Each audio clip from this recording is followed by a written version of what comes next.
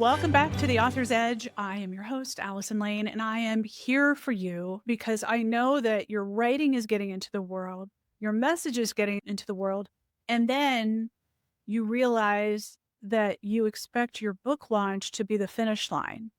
Ta-da! The book is out. Now you can go back to your real life. No, because then reality hits. The real opportunity shows up after the book is out in the world, whether it's 3 days or 3 years.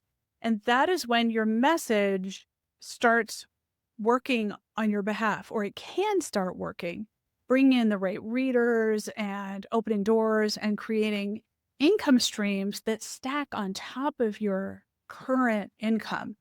So whether your book is out or maybe you have a newsletter or you're doing some speaking, if you know how to treat your message like an asset, not an exhausting side project, you can turn that demand into a revenue stream instead of a drain. That's exactly why I wanted Karlyn Ankrom here today.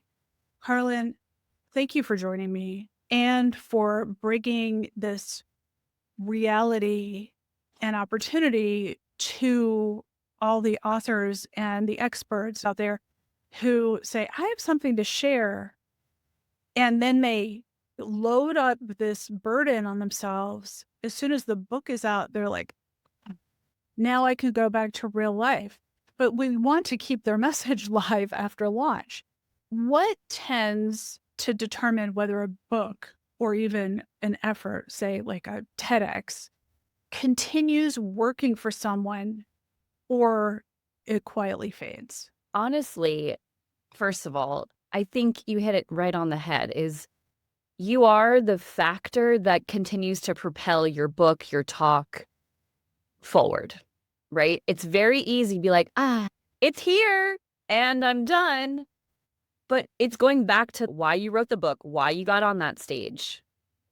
What's the reason? Chances are we have a business that is linked to it, tied to it.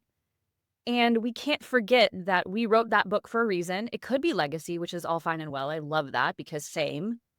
But we also have to think about it from a business perspective. I don't want anyone's book to become an expensive business card. After the confetti settles, you can absolutely celebrate, but continue to move it forward. Grab some pieces of content from your book, from your talk. Continue to build your personal brand out so you're visible, because it's less about showing, look at me, I have a book, but really leaning into that thought leadership that's within the pages of the book. I think people think, oh, now I just need to convince people to buy the book. No one wants to be convinced of anything or sold to because PU, it smells. Yeah. It stinks. And maybe they don't want to read the whole book, but maybe they do want to watch the shorts from your TEDx talk. Yes. So why do you get to decide how they intake things? I like an appetizer before the entree. Yeah. Give me like a little tapas. I don't want the whole book yet, or I'm not ready to join your coaching program. I do want something bite-sized. Once your message, let's call it your message, because it might be a newsletter, it might be your TEDx talk, it might be an in-person panel you were on. The asks that come to you are pretty predictable. Yes. And they start like this. I'd love to pick your brain. Whatever you have done, they will want to pick your brain on how you got there. Yeah. Even when your book is a legacy project or a memoir and you think, I don't want to start a business, but do you want to spend an afternoon talking to a stranger who's picking your brain and they offered to take you to lunch? Is it worth that Caesar salad that you know you're going to get because it sounds good? But no, it's not, because you could have been napping or with your family or anything. Raking leaves would be better. Yeah. Than talking to a stranger about something that really they should be paying for because they're not your friend. So you don't have to do that for them. You do have to expect it. This is never a shock to me, especially memoirists. They say, do I need something on my website? If people want to get in touch, maybe I can just give them my email address. Are you going to be electronic pen pals with these people? No. Then no, you don't do that. you do need to expect that this is going to happen because it happens to every single one of my clients. Yeah. And they are flabbergasted every single time. I can't believe somebody wants to talk to me. Why? They want what you did. Yeah. And I think building trust online, right? Those bite-sized pieces allows you to build trust. And I also think that opens doors when you see these people in person that they feel like they already know you, but they really don't. They know bite-sized versions of you. But I love the opportunity that social media provides us in giving us the platforms to create these bite-sized pieces of content to get people to know you, to get people to buy your book, to get into your program. They're going to go with the person that feels most relatable to them and where they are at in their journey. And the more transparent you can be with that, and I'm going to say a little bit more vulnerable. That's a really scary word for a lot of us professionals out there. But there's this layer that you can have transparency, but still hold people at a distance. And I think social media provides that opportunity for us to lean into that and build the trust along the way before we go in for that buy my thing. You certainly can. You've already established yourself. You're already a big effing deal in the world, right? But maybe you wrote a memoir about becoming like a weekend adventurer. People want to ask you questions about that. You're not going to do that on a Tuesday. You're at work. Maybe you want to run a workshop on the weekend rather than have the Caesar salad with a stranger. Yeah. But you need to charge people for that, even though that is your passion, even though you feel like it's giving back. It's also your time. And people don't actually show up when you give things for free. That's so true. Because what you're saying is this isn't worth that much. So come if you feel like it. No. This is exactly why I have a guide that helps you shift what you're doing to build real authority so that you can show up bigger. And that you can get that at lanelit.com/authority. But once you are doing those things after the book or after the speech that you just gave, people will want your insights. They will also ask, do you have any recommendations on this? Or where should I go to learn how to do the thing? You got to put those things in place. Authors don't expect that wave of attention. And then they don't often have a system to turn that interest into income.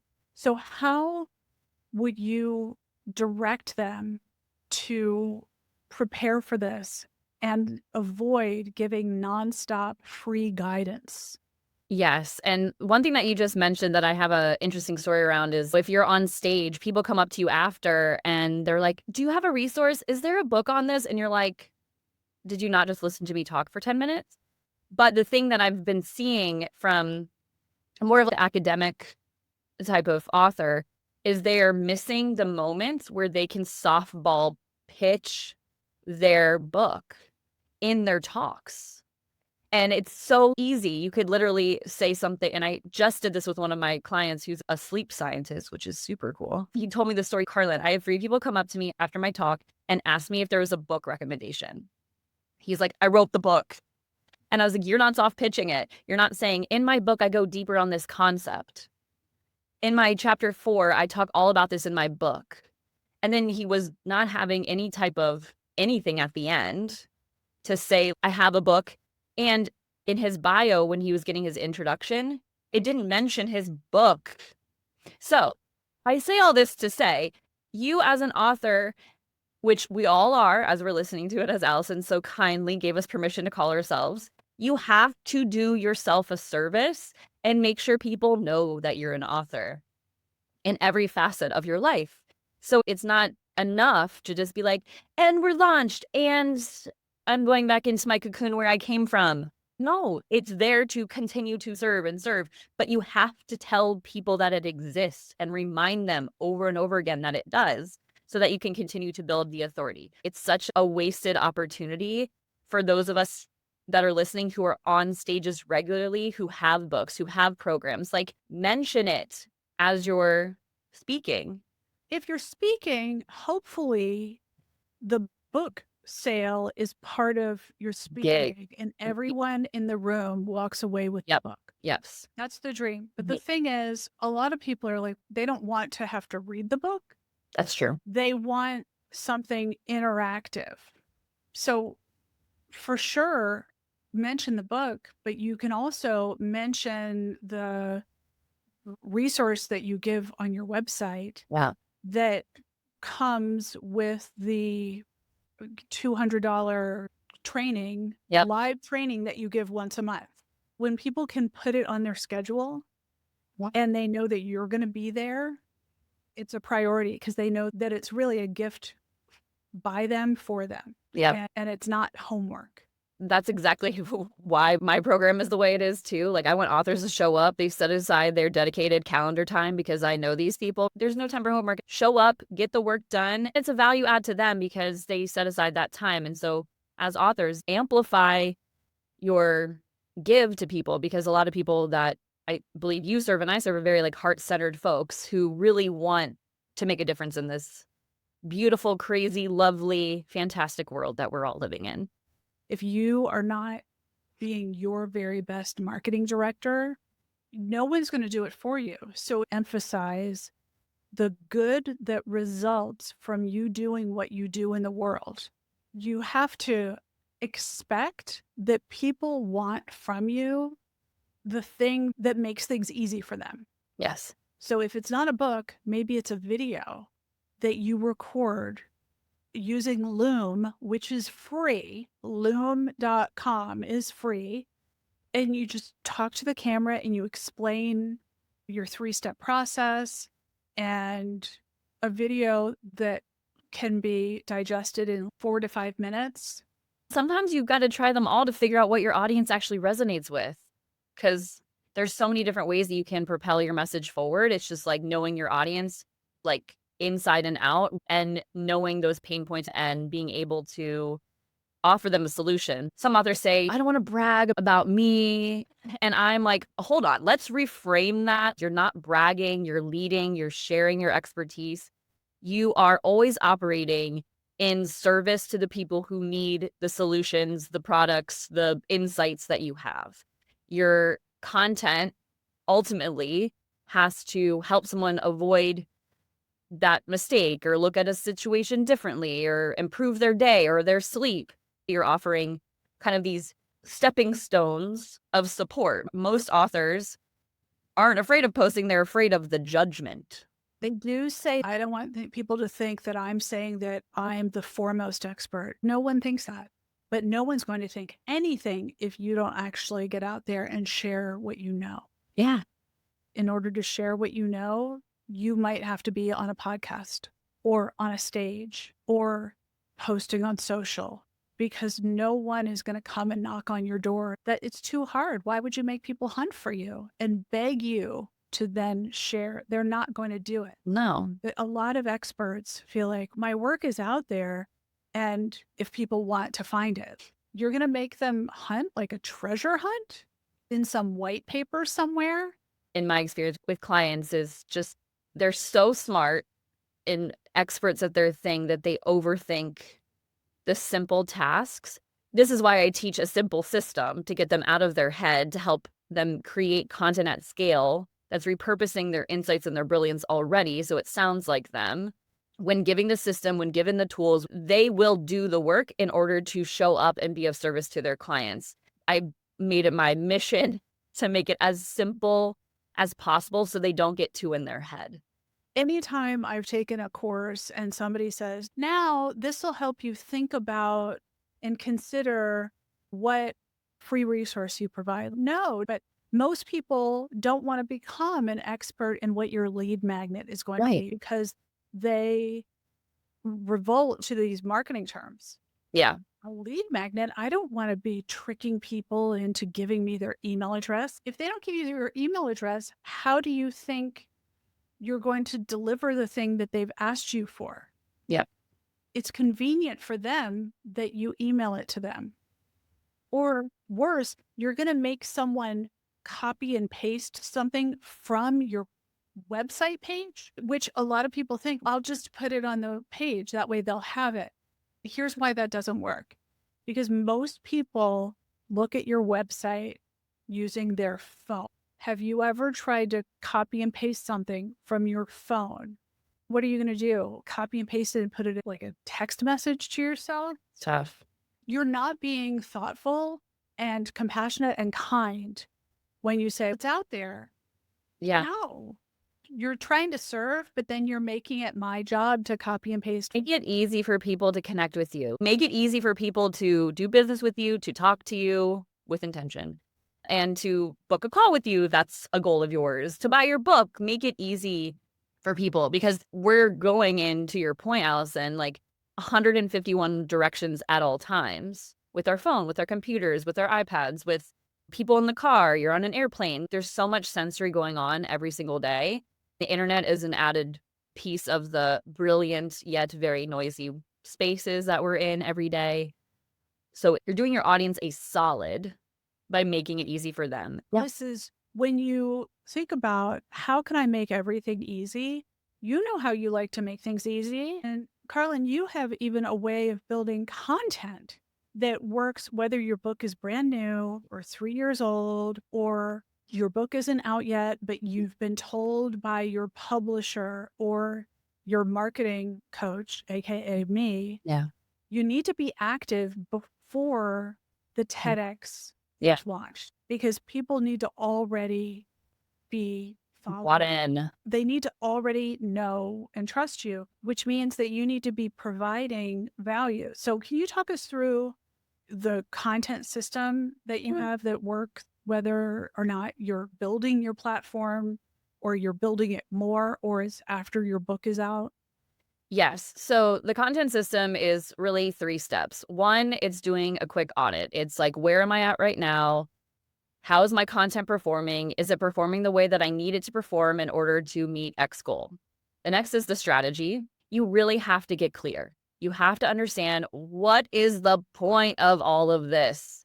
What's the goal there? Is it to get more speaking gigs? Is it to get more people to your website to fill out a form in order to get your freebie thing? Is it to have more conversations? Is it to get more connections? And the third is implementation, creating the content at scale so that you don't feel like you have to go out and get like an expensive agency to do the content for you. You can simply create a strategy that then aligns with the goals that you have and the time that you are willing to spend to create the content to get it out there. We teach that content development piece, which can be a mix depending on your book and your business and where that bridge exists between the two.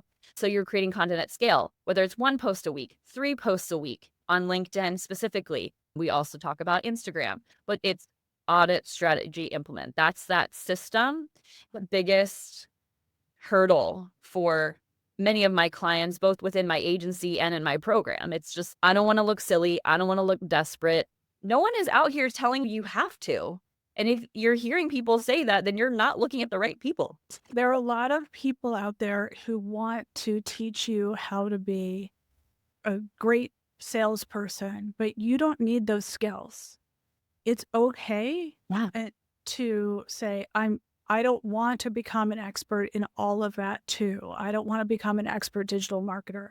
I'm going to trust someone like you or someone like me to give me only the tools I need to make this happen so I can get back to the thing that I do full time. There's not room for you to also run a business, become a brand. You do want your book to sell. Yeah. You do want to make sure that when you're speaking at South by Southwest, that people don't look at you like, who are you? South by Southwest has people vote for what submissions they want to see. And that's part of South by Southwest's marketing plan. They ask people to vote on what would you like to see. And people have to know you then before they even get to see your presentation or your talk. I have a client that she came to me. She was just propping up her brand because she wanted her to get her book published, like traditional published. And she met with a literary agent, and the literary agent, of course, was like, you don't have enough followers, you don't have enough engagement, you don't really have a brand. Come to me when you have all those things. So her PR agency referred me, and we were chatting, and she's like, I just want this strategy for my social media and my digital marketing as a whole to be sustainable. I said, "What does that mean?" She's like, "I want it to feel easy." I was like, "Yes, great." And I said, "Do you feel comfortable on camera?" She goes, "Yeah, I do." I said, "That's great." And she started just doing on Instagram because her audience is like Gen Zers. She's a university professor in human sexuality. So you can imagine, very niche, very specific, very controversial in platforms right now when people were talking about. And her goal was to get over the stigma around sex education, etc. So she started with me. We made her strategy so simple: carousel posts on Instagram and reels, period. That's it. Repurposed her Psychology Today articles as carousels.